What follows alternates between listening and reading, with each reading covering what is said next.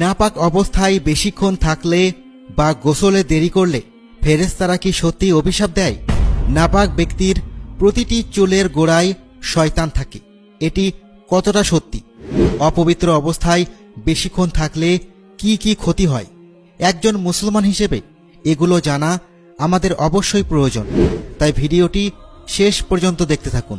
প্রিয় ভাই ও বোনেরা, আপনারা কি চান না যে আল্লাহ তাআলা আপনাকে ভালোবাসুন?